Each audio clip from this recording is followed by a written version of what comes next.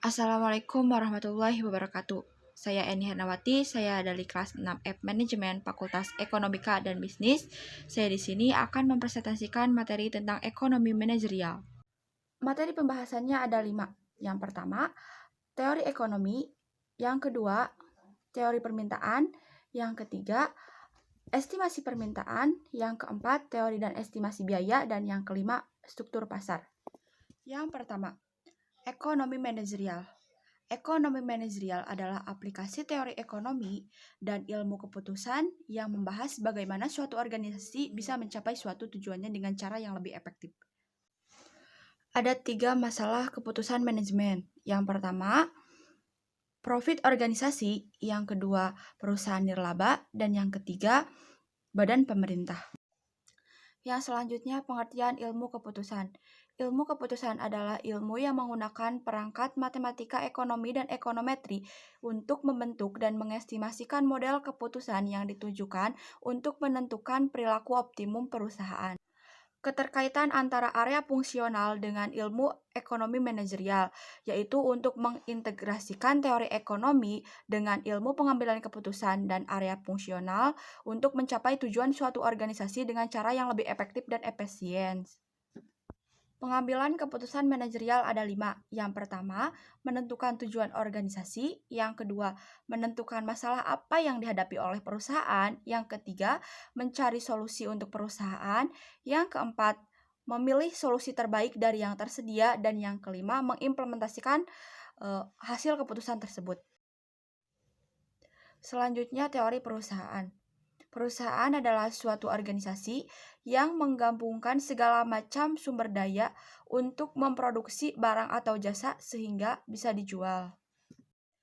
Fungsi perusahaan yaitu untuk membeli sumber daya atau barang mentah sehingga bisa dikelola menjadi barang atau jasa yang bisa dijual kepada konsumen. Dengan tujuan perusahaan yaitu untuk mengoptimumkan kekayaan dan memperoleh laba dengan sebanyak-banyaknya. Kendala yang dihadapi oleh perusahaan. Yang pertama, keterbatasan input-input. Yang kedua, kendala dalam menghadapi hukum yang dihadapi oleh perusahaan. Yang ketiga, keterbatasan gedung atau pabrik dan kendala dana modal. Selanjutnya ada sifat dan fungsi laba. Sifat dan fungsi laba dibagi menjadi 2. Yang pertama, laba bisnis atau business profit adalah pendapatan dikurangi biaya eksplisit. Biaya eksplisit adalah biaya yang benar-benar dikeluarkan oleh perusahaan untuk membeli atau menyewa input, seperti contohnya upah tenaga kerja, dana modal, atau pengeluaran-pengeluaran yang dikeluarkan oleh perusahaan untuk membeli barang-barang produksi. Yang kedua ada laba ekonomik atau economy profit. Laba ekonomi mengacu kepada pendapatan dikurangi biaya eksplisit dan biaya implisit. Biaya implisit mengacu kepada nilai input yang dimiliki oleh perusahaan untuk digunakan proses produksinya. Contohnya, menginvestasikan input atau barang yang dimiliki oleh perusahaan. Teori-teori laba dibagi menjadi 5. Yang pertama, teori laba menghadapi resiko. Yang kedua, teori laba karena pergesekan. Yang ketiga, teori laba monopoli. Yang keempat, teori laba inovasi. Dan yang kelima, teori laba efisiensi. Fungsi laba. Yang pertama, laba yang tinggi merupakan sebuah tanda bahwasannya konsumen menginginkan output industrial yang lebih banyak lagi. Yang kedua, untuk perusahaan yang efisiensinya di atas rata-rata merupakan sebuah ganjaran dari efisiensi yang besar tersebut. Dan untuk yang ketiga, laba memberikan sinyal yang penting untuk realokasi sumber daya yang dimiliki oleh masyarakat sebagai perubahan selera dan permintaan sepanjang waktu. Hal-hal yang mempengaruhi permintaan konsumen. Yang pertama, harga dari komoditas tersebut. Yang kedua, pendapatan konsumen. Yang ketiga, barang yang berhubungan, substitusi dan komplementer. Dan yang keempat, selera konsumen.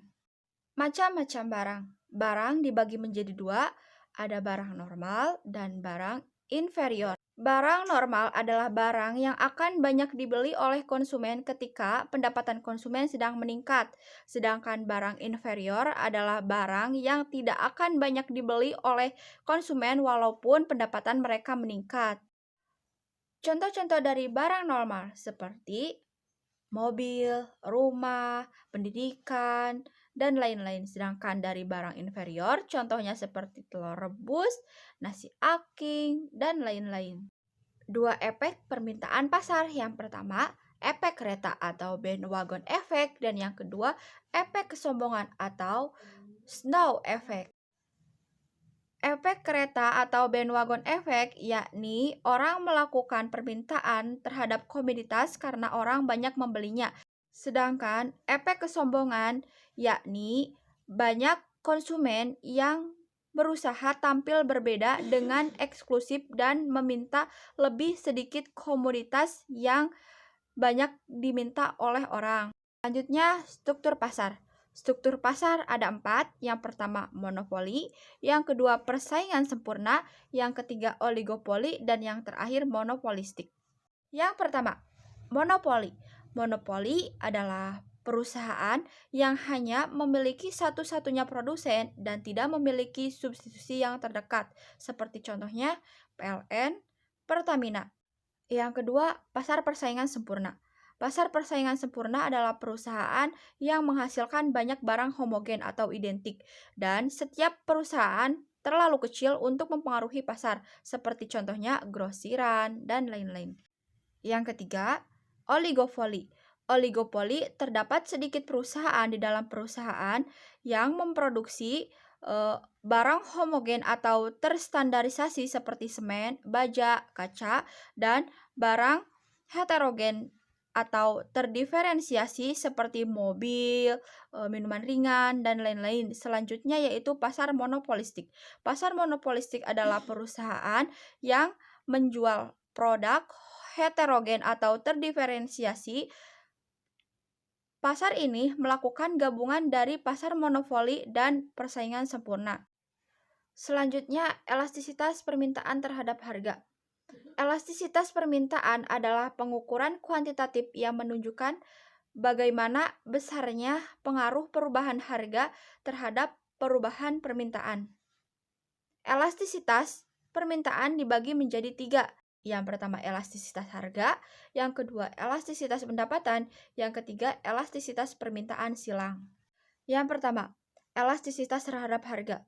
Elastisitas terhadap harga adalah nilai perbandingan antara persentase perubahan jumlah yang diminta dengan persentase perubahan harga.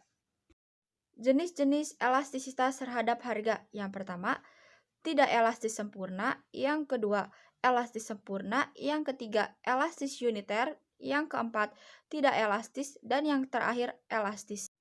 Faktor-faktor yang mempengaruhi elastisitas terhadap harga. Yang pertama, ukuran elastisitas akan semakin besar jika semakin dekat atau semakin banyak jumlah komoditas yang mampu mensubstitusikannya. Yang kedua, semakin sempit suatu komoditas didefinisikan, semakin besar elastisitas terhadap harga karena semakin banyak jumlah komoditas yang mampu mensubstitusikannya.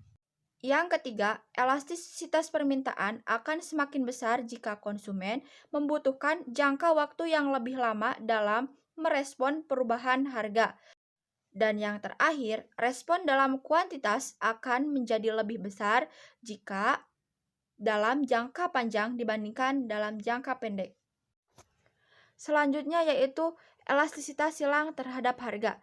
Elastisitas silang terhadap harga adalah untuk mengukur kepekaan perubahan permintaan komoditas X terhadap perubahan harga komoditas Y. Sedangkan elastisitas pendapatan yakni untuk mengukur kepekaan perubahan suatu komoditas terhadap perubahan pendapatan konsumen. Selanjutnya yaitu e-commerce. E-commerce adalah produksi, periklanan, penjualan, dan distribusi suatu produk dan jasa dari perusahaan ke perusahaan, perusahaan ke konsumen, dari konsumen ke konsumen melalui internet. Keuntungan e-commerce. Yang pertama, penurunan biaya bisnis yang tajam. Yang kedua, pemotongan waktu untuk memberikan jawaban. Yang ketiga, memperluas jangkauan penjualan. Dan yang terakhir, menciptakan model bisnis yang baru. Pada riset pendekatan pemasaran dibagi menjadi 4. Yang pertama ada survei konsumen, yang kedua ada penelitian observasi, yang ketiga ada klinik pemasaran, dan yang terakhir ada eksperimen pasar. Multikoliniaritas. Multikoliniaritas adalah korelasi atau keterkaitan yang sangat tinggi antara variabel-variabel bebas dalam suatu model regresi linear berganda. Alat pengukurnya seperti varian inflation faktor atau VIV. Yang kedua ada variasi Pearson dalam variasi-variasi bebas. Yang ketiga ada NG value dan condition index. Selanjutnya ada heterogenitas. Heterogenitas adalah ketidaksamaan varian dari residual satu pengamatan ke pengamatan lainnya. Sedangkan jika ada kesamaan dari residual satu pengamatan ke pengamatan lainnya disebut dengan homogenitas. Alat pengukurnya yaitu menggunakan metode scatter plot atau memplotkan nilai S resid atau residual dan Z Fred atau nilai prediksi. Yang selanjutnya ada uji Fak, uji White, uji Glasser. Autokorelasi, yakni terjadi korelasi apabila suatu periode T dengan periode sebelumnya T-1. Uji autokorelasi hanya bisa dilakukan pada data time series atau runtun waktu dan tidak perlu dilakukan pada cross-section. Karakteristik biaya. Karakteristik biaya dibagi menjadi 8. Yang pertama ada biaya eksplisit. Biaya eksplisit adalah biaya yang benar-benar dikeluarkan oleh perusahaan untuk membeli input dalam proses produksi. Yang kedua ada biaya implisit. Biaya implisit adalah mengacu kepada nilai input yang dimiliki perusahaan. Yang ketiga ada biaya alternatif atau oportunitas, mengacu kepada seluruh nilai input baik yang dimiliki maupun yang dibeli oleh perusahaan dalam alternatif bisnis lain. Yang keempat, ada biaya akuntansi. Biaya akuntansi mengacu kepada pengeluaran aktual perusahaan tentang akuntansi dan biaya historis untuk laporan keuangan perusahaan.